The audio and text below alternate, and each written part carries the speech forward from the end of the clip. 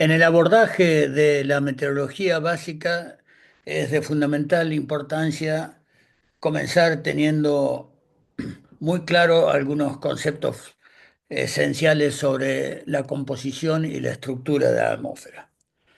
La atmósfera está compuesta del 78% por nitrógeno, 21% por oxígeno y 1% de gases raros. Esto, como recordarán, ya lo hemos visto en aerodinámica, porque siendo que con una aeronave tenemos una interacción tan íntima con el aire, no podemos desconocer desde el punto de vista meteorológico, pero tampoco desde el punto de vista aerodinámico las características del aire como un gas. Por lo tanto, a nivel de cómo está compuesta la atmósfera, predominantemente sabemos que casi el 80% es el nitrógeno, el 21 oxígeno y gases raros el resto. Además, la atmósfera tiene un corte vertical tal que también tenemos que conocer, en la cual la capa inmediatamente pegada a la superficie, entre la superficie y el límite de la primera capa, que se llama troposfera, y el límite tropopausa, es aquella capa en donde tienen lugar la inmensa mayoría de los fenómenos atmosféricos y dentro de la cual en general van a operar la gran mayoría de los aeroplanos de uso civil y de categoría normal y utilitaria, y la enorme cantidad de aeroplanos de categoría de transporte de gran porte. En cambio, ya aeronaves como reactores de negocios, ejecutivos, etcétera, en general, en vuelos relativamente largos que lo justifiquen, van a realizar sus vuelos, sobre todo la parte de crucero, fuera de la troposfera, en los límites inferiores de la estratosfera, pero la mayoría de los aeroplanos vamos a convivir dentro de la troposfera, razón por la cual es muy importante que conozcamos que, por ejemplo, el comportamiento que va a tener la temperatura. ¿Se acuerdan que dijimos que la temperatura en la atmósfera estándar desciende 2 grados, es de 15 grados a nivel del mar y desciende de 2 grados cada 1.000 pies? Bueno, llega un momento que cuando deja de descender y se transforma en una isoterma, en la atmósfera estándar de menos 56 grados, hay una isoterma hasta pasada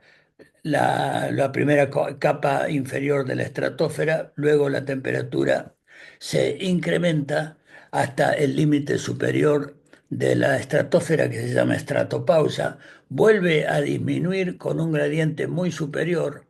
al de la capa inferior, en la capa que es de la atmósfera que se llama mesósfera, que estamos hablando ya a muchos kilómetros de altitud, arriba de 80 kilómetros, 80.000 metros. La mesósfera tiene su límite superior en la mesopausa y nuevamente comienza a haber un incremento significativo, muy significativo, de la temperatura exterior en la capa superior, que se llama termósfera, y para arriba de la termósfera, que se denomina exósfera, se considera ya el espacio exterior.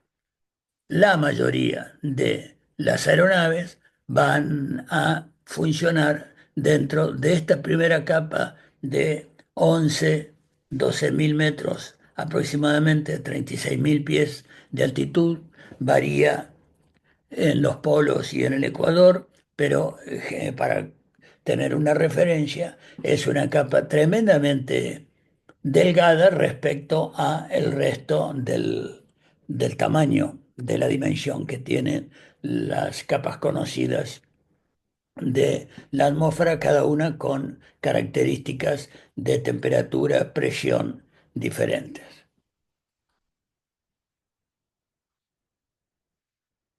La estructura de la atmósfera estándar es que se considera estándar a nivel del mar, con una temperatura de 15 grados, también lo vimos en su momento en aerodinámica. La temperatura disminuye 2 grados cada 1000 pies de altitud en que nos elevamos desde el nivel del mar hasta aproximadamente 11.000 metros, 36.000 pies. El límite superior se denomina tropopausa porque es el límite superior de la troposfera, que es la primera capa entre la superficie y la tropopausa. Y a la tropopausa la define una isoterma, el comienzo de una isoterma en donde la temperatura deja de descender 2 grados cada 1000 pies y se mantiene constante por un buen tiempo, por buen espacio superior hasta los límites inferiores de la estratosfera, como vimos, y se mantiene a 56 grados bajo cero. La capa de aire entre esa tropopausa, ese límite superior, y la superficie se denomina troposfera, como anticipamos, y es dentro de la troposfera que ocurre la gran mayoría de los fenómenos meteorológicos, aparte de la gran mayoría de las operaciones de las aeronaves de uso civil. Recuerden que a 15 grados centígrados a nivel del mar está la atmósfera estándar y el gradiente o disminución de temperatura con la altura es de un promedio en la atmósfera estándar internacional ISA de 2 grados cada 1000 pies hasta que deja de descender y hay una isoterma de 56 grados bajo cero aproximadamente a los 36.000 pies. Ese lugar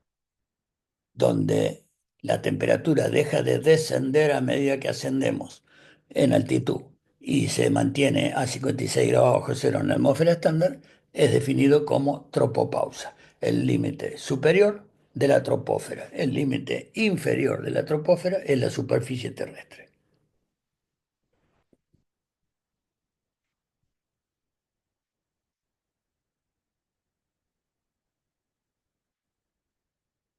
Hablamos de la temperatura. La sucesión de puntos en la atmósfera con igual temperatura forma líneas denominadas isotermas. El conocimiento de la localización y la altura pronosticada y la apropiada identificación de la trayectoria de un isoterma de 0 grado es operativamente de gran importancia para la prevención del engelamiento y obviamente evitarlo, sobre todo si no tenemos un aeroplano con equipo de antihielo. Por lo tanto, en un mapa donde muestre las isotermas, es muy importante que reconozcamos, en este caso, la isoterma de 0 grado, porque es en esa isoterma para abajo y en las inmediaciones positivas de esa isoterma también, donde vamos a poder tener formación de hielo o engelamiento. El concepto de calor y transferencia de calor. El calor es energía en tránsito, por decirlo de una manera sin meternos en las leyes de termodinámica, etcétera. Fluye siempre, siempre desde una zona de mayor temperatura hacia otra de menor temperatura. El calor no fluye a la inversa, siempre fluye de una zona de mayor temperatura a otra de menor temperatura. Proceso mediante el cual, si se mantiene constante el volumen de los cuerpos que están involucrados en esa transferencia de calor, se eleva la temperatura de la zona más fría y disminuye la temperatura de la zona que inicialmente estaba más caliente, como consecuencia de ese proceso que se llama transferencia de calor. Recordemos que las moléculas de un gas a elevada temperatura o a una temperatura relativamente más elevada que otra, tiene una mayor energía cinética, mucho más movimiento, mucho más desplazamiento de las moléculas entre ellas y viceversa. La temperatura, por lo tanto, depende de la energía cinética promedio, media, entre las moléculas de un gas. Recuerden que cuando vimos estos conceptos también en aerodinámica, decíamos que la distancia media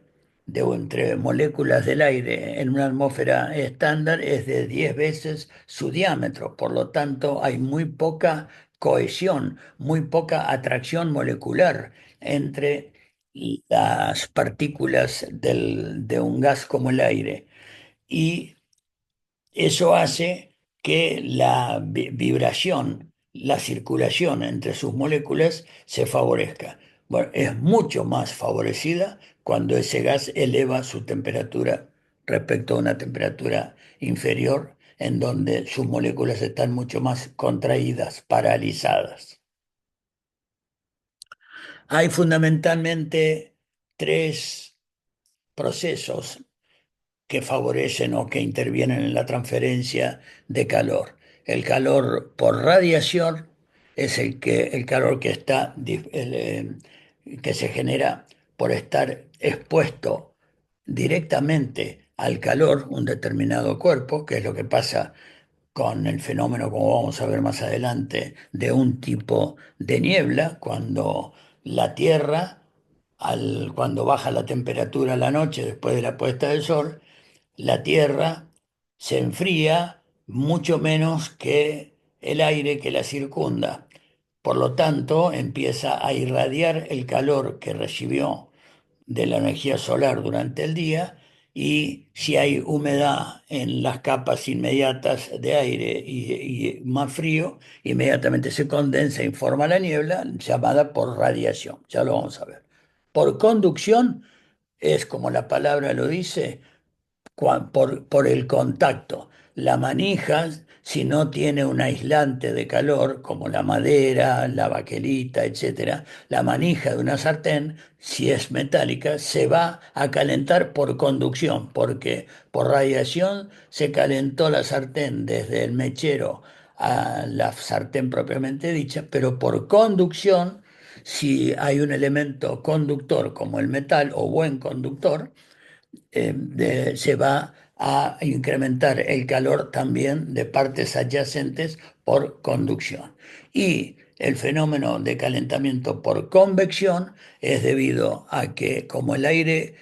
caliente es menos denso y tiende a ascender, cuando un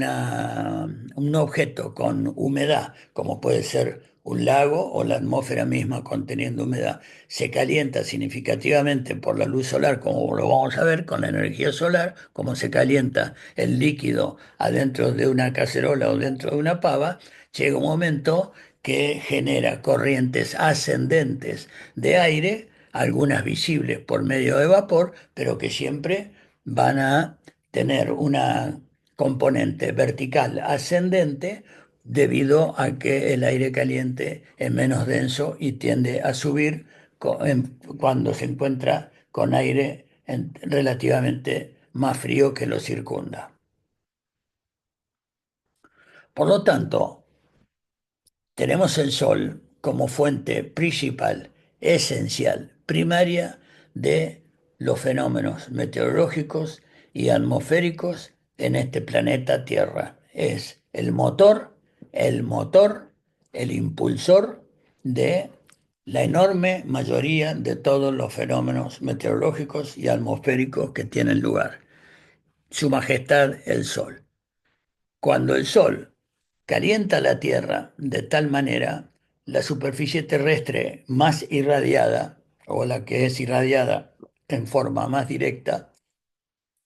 adquiere mayor temperatura relativa que áreas de superficie más fría en términos relativos. Eso hace que este calentamiento, por el fenómeno que acabamos de ver, genera una corriente convectiva ascendente, y como dijimos que el aire caliente siempre ocupa el lugar del aire más frío, ese aire caliente llega un momento que tiende a ocupar el lugar de aire frío, y el aire frío va ocupando naturalmente el lugar por la capa inferior del aire caliente que ocupa niveles superiores de la atmósfera, y se genera dos tipos de circulación. Una, una corriente vertical convectiva ascendente que se llama convección. Otra, una corriente vertical descendente que se llama subsidencia, lo contrario a la convección. Y otro, un movimiento de traslación casi circular si no hubiera ningún tipo de obstáculo, en donde en las capas relativamente superiores el aire circula de donde va el aire caliente a ocupar el lugar donde el aire frío, y en capas más pegadas a la superficie hay un desplazamiento horizontal de las bajas, perdón, de las altas a las bajas presiones, o del aire relativamente más denso, frío, hacia el menos denso, caliente. La H y la L en este gráfico representan valores relativos de presión. Este es un high, un centro de alta presión, y este es una baja, low, un centro de baja presión. Cuando veamos el origen de cómo, de dónde viene, cómo se forma el viento, lo que conocemos como viento,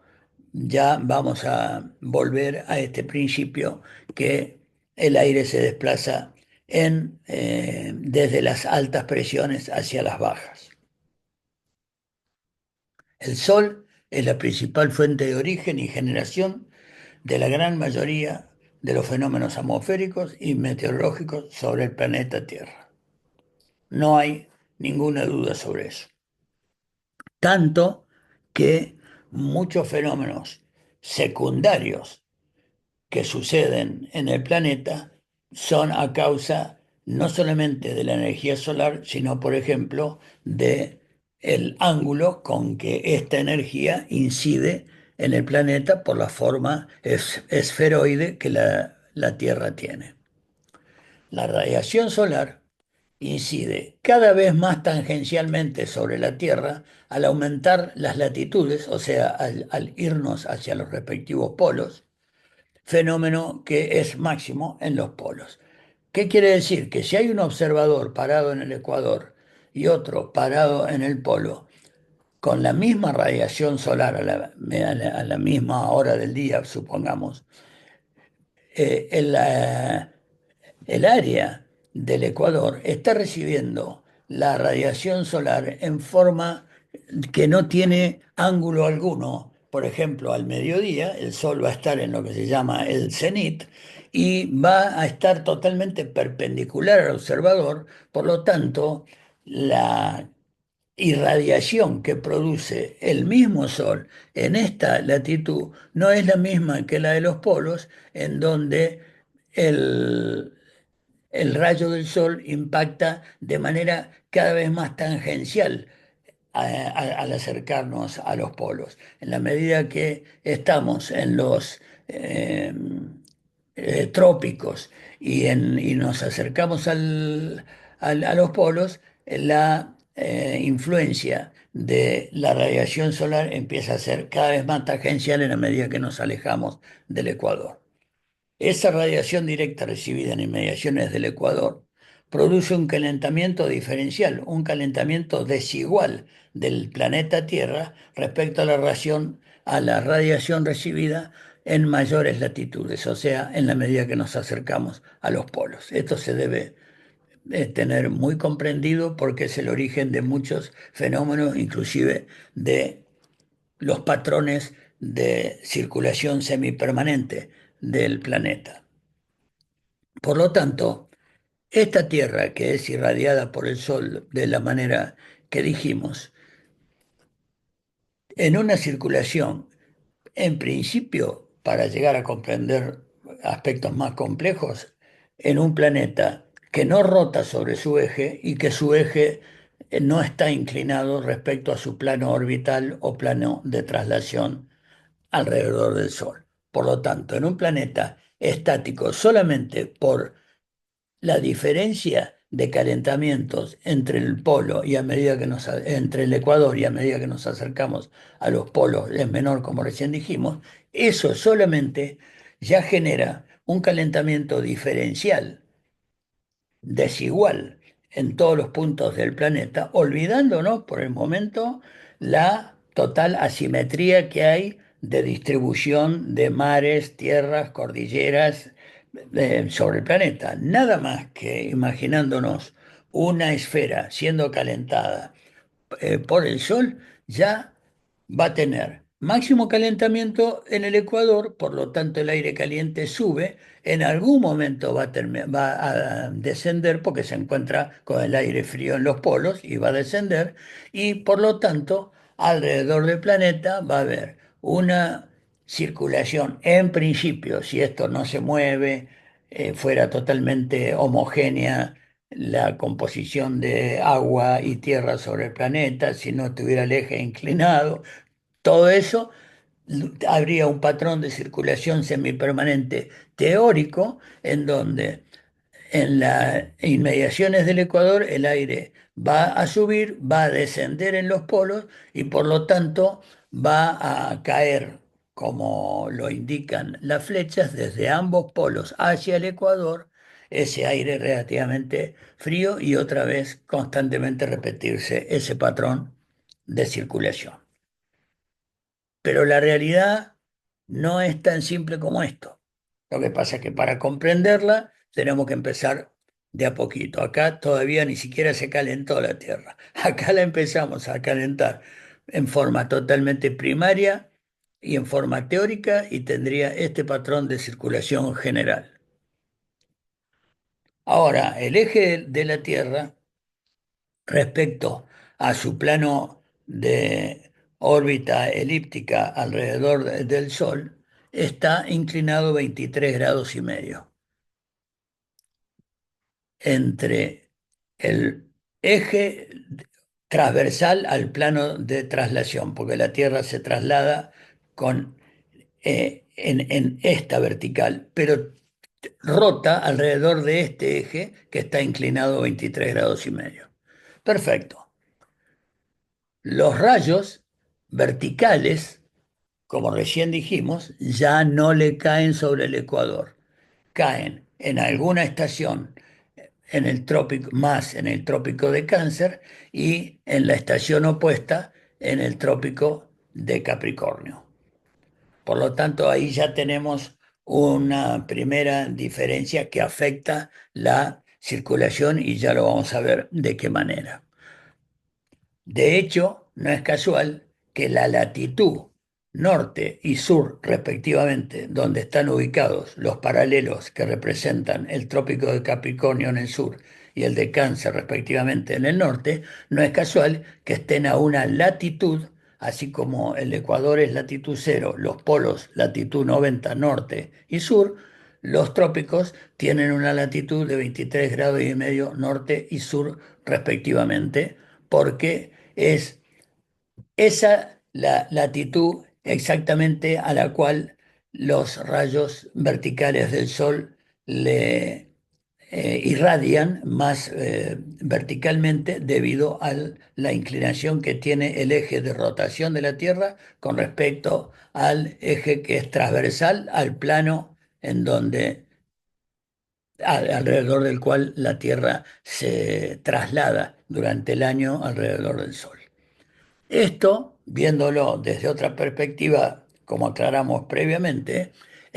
si yo estoy en el Ecuador, el sol me va a dar en el medio de la cabeza, por lo tanto, voy a recibir una energía solar, una radiación determinada, y por el contrario, los rayos oblicuos que me van a dar en altas latitudes cercanas a los 90 grados, cercanas al círculo polar antártico y ártico respectivamente, o en los polos propiamente dicho, esa, eh, ese ángulo con la que tangencialmente me recibo la energía solar va a ser que la misma radiación se distribuya en muchísima mayor superficie debido a ese ángulo. Por lo tanto, esta por unidad de eh, energía, al de repartirse en una superficie mucho mayor, un observador en este lugar del planeta va a recibir una energía solar muy inferior. Esa es la razón por la cual los polos tienen las temperaturas extremas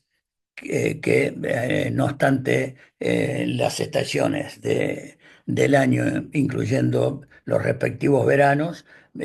hay hielos que no se derriten, etcétera, porque las horas de sol son muy pocas respecto a el Ecuador o latitudes mucho menores.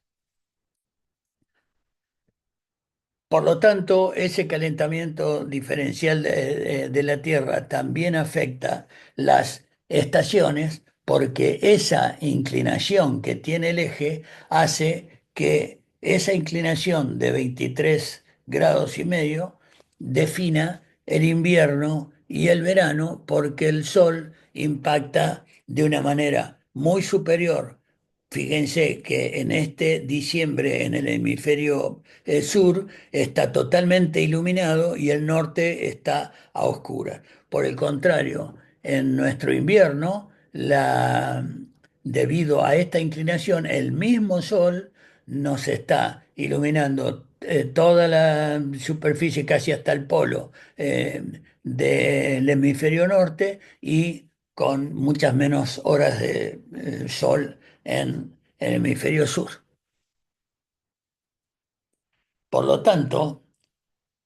hay un concepto que no tiene tanto que ver con meteorología, pero sí con cultura general, porque es un concepto más astronómico, pero en una enorme cantidad de veces he escuchado a notables,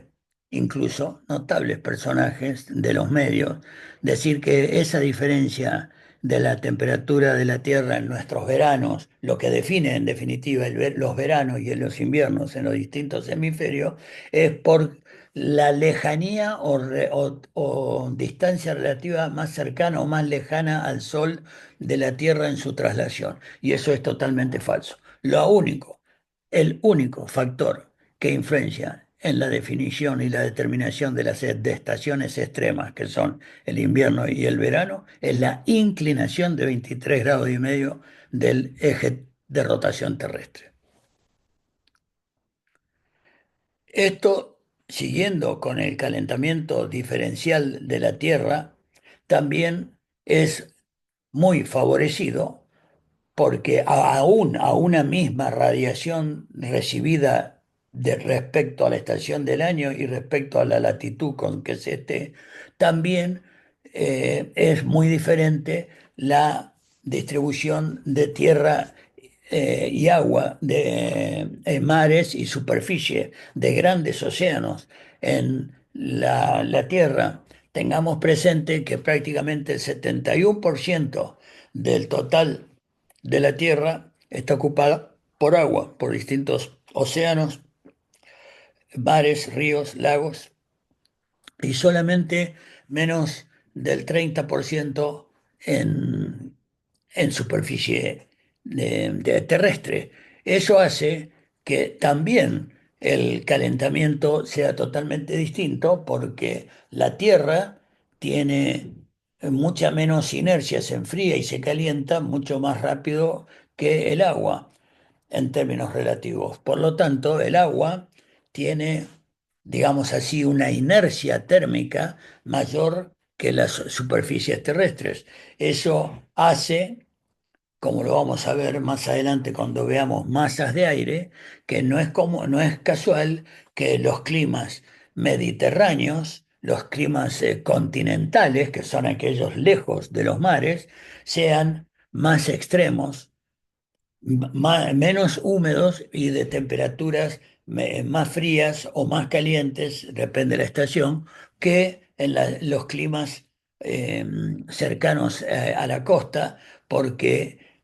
o los climas marítimos concretamente, porque el agua es un amortiguador muy importante de los cambios de temperatura. Por lo tanto, siempre los climas marítimos van a ser más húmedos por la influencia de la humedad de grandes superficies de agua y a su vez de temperaturas más moderadas, tanto las altas como las bajas, más moderadas por esa inercia térmica enorme que tiene el agua y mucho más cuando son enormes, enormes volúmenes de líquido.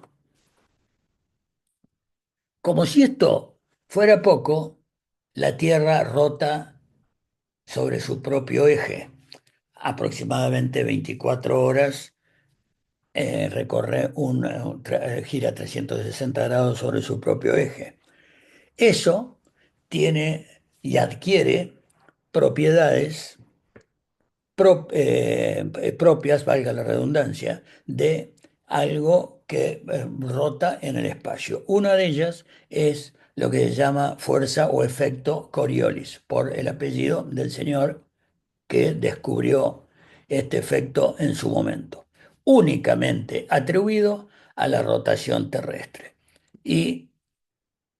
para graficarlo lo mejor posible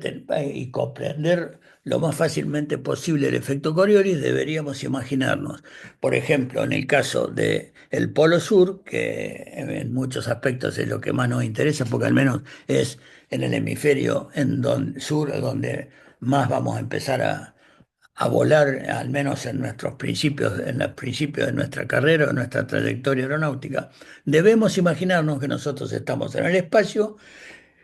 que tenemos el eje terrestre girando, alrededor del cual gira, perdón, la Tierra, y en ese sentido sabemos que la Tierra gira viéndola desde este punto de vista en el sentido de las agujas de reloj, o sea, de izquierda a derecha. Por eso el Sol sale por este lado, que no es así. El Sol está siempre así, la Tierra gira en el sentido horario, entonces llega un momento que lo ve aparecer, pero en realidad no aparece el Sol, sino que está rotando la Tierra hacia el Sol, ¿no? Muy bien. Ahora, detengámonos un momento, olvidémonos de la fuerza Coriolis, del Sol, de la Tierra, todo. Y esto, mirándolo desde el espacio exterior, como está, ya no es el planeta Tierra, ya no es el polo, ya no es el eje de rotación terrestre. Es un tocadisco que la mayoría de ustedes no conoció. Pero había un aparato que se llamaba tocadiscos, donde se ponían los discos primero de pasta, después de baquelita, etcétera, que tenían un eje y giraban en el sentido de las agujas de reloj. Entonces, cualquier movimiento sobre la Tierra respecto al efecto de la fuerza Coriolis tiene el mismo efecto que un movimiento en un tocadisco, que el disco está ya girando en el sentido de las agujas del reloj, viéndolo del hemisferio sur. ¿Qué pasa? Si en vez de una corriente de aire de alta presión hacia la baja, esto es un trazado de tiza que yo hago con una tiza, con un marcador, si quieren algo más moderno, desde el centro del tocadisco que está girando, o cualquier volante, si nunca vieron un tocadisco, imagínense algo girando en el sentido de las agujas del reloj, y yo en ese plato que gira con un marcador, mientras el plato gira, tiro una recta porque yo quiero ir desde ese centro hasta acá, tiro una recta. ¿Qué va a pasar? Que cuando esto va a seguir el plato va a seguir girando, entonces el dibujo que yo voy a hacer va a tener un desvío hacia la izquierda. Si eso es un vector de fuerza en vez de una tiza, voy a tener una componente de este vector que se va a descomponer a la izquierda. Esa componente a la izquierda de cualquier movimiento sobre el planeta se llama fuerza de Coriolis. En el hemisferio sur, Ecuador, hemisferio sur, abajo, todos los puntos del hemisferio sur en que se aplique una fuerza va a tener un efecto desviador a la izquierda mientras esté en el hemisferio sur por la fuerza de Coriolis. Obviamente, esto del Ecuador hacia arriba, hacia el Polo Norte, en todo el hemisferio norte, el efecto va a ser exactamente al revés. Cualquier fuerza recta que yo dispare en cualquier sentido y dirección en el hemisferio norte va a tener una componente de desvío hacia la derecha por el mismo efecto de Coriolis, porque ahora si yo miro la Tierra desde el espacio exterior, pero lo que tengo apuntándole no es el polo sur, sino el polo norte, o la Tierra va a estar girando en el sentido antihorario. porque gira siempre para el mismo lado. Ahora lo que yo cambié es mi posición. Por lo tanto, la fuerza de Coriolis tiene una componente hacia la derecha en el hemisferio norte y hacia la izquierda en el hemisferio sur. Pero en vez de tratar de acordarse de eso de memoria, como hacemos la mayoría de los pilotos, es comprenderlo con esto. En el hemisferio sur, el planeta gira como un volante, como un disco, en el sentido de los agujeros del reloj. Si yo tiro con un marcador una recta, voy a dibujar una curva. ¿Hacia dónde? Y hacia la izquierda, porque se me movió el piso de esta manera. Es, a mi criterio, la mejor manera y no, che, como era en el sur, es a la derecha y al revés, porque la memoria hay que usarla para cualquier otra cosa. Esta fuerza de Coriolis y por el principio que lo produce,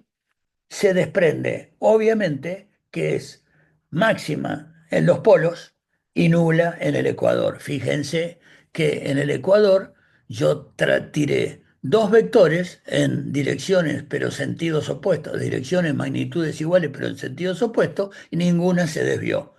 porque estoy absolutamente lejos, estoy aquí distante en realidad de los polos y la fuerza de Coriolis no existe en el Ecuador. Por lo tanto, en cercanías del Ecuador o en bajas latitudes, la fuerza de Coriolis es cada vez menor hasta llegar a ser nula en el Ecuador y es máxima, muy fuerte en los polos. Eso hace que cuanto mayor nos acerquemos a los polos, mayor va a ser la intensidad de viento porque mayor, ante la misma fuerza de viento, mayor es la fuerza de Coriolis.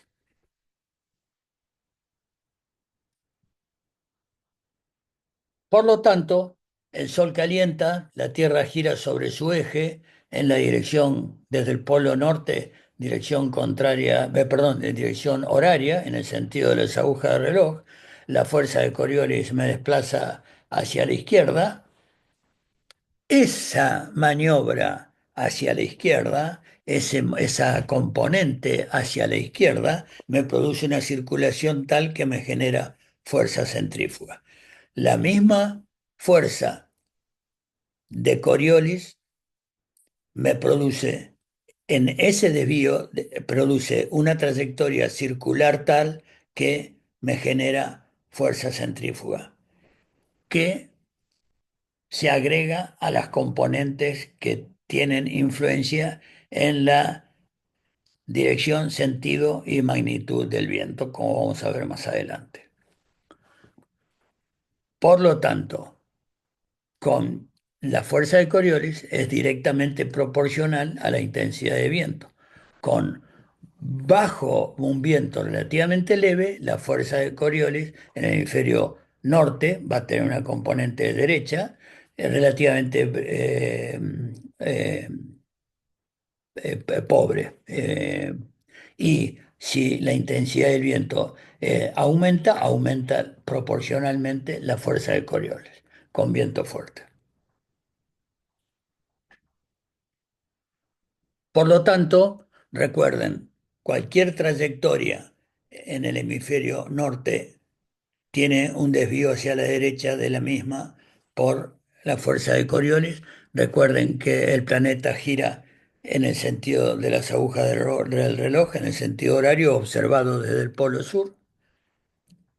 Y esto afecta de una manera tal aquella circulación teórica que vimos que, por ejemplo, en inmediaciones hasta los 30 grados, 20 grados de latitud norte y sur respectivamente con respecto al Ecuador, haya relativamente una banda de bajas presiones en el Ecuador y la presencia de que por este sistema de circulación de la Tierra, de la rotación de la Tierra, la influencia de la fuerza de Coriolis que desvía en el sur hacia la izquierda y en el norte hacia la derecha, se generan cerca de el Ecuador al norte y sur respectivamente del mismo, por ejemplo, los vientos alisios, en inglés trade winds, que siempre vienen con una componente del este al oeste en el Ecuador. Por eso cuando ustedes han operado o el día que tengan la fortuna de operar en el Caribe, en cualquier eh, latitud cerca del Caribe, van a tener pistas orientadas 0927, pistas orientadas este-oeste, y el viento predominante siempre, siempre van a terminar despegando y aterrizando hacia el este, porque prevalecen significativamente, salvo excepciones y las cercanías de una tormenta o un sistema muy en particular. En general hay un patrón de circulación tal con estas orientaciones de viento según las latitudes, que se repiten al norte y al sur. Es muy apasionante, muy interesante de comprenderlo, porque es la manera de interpretar posteriormente todos los fenómenos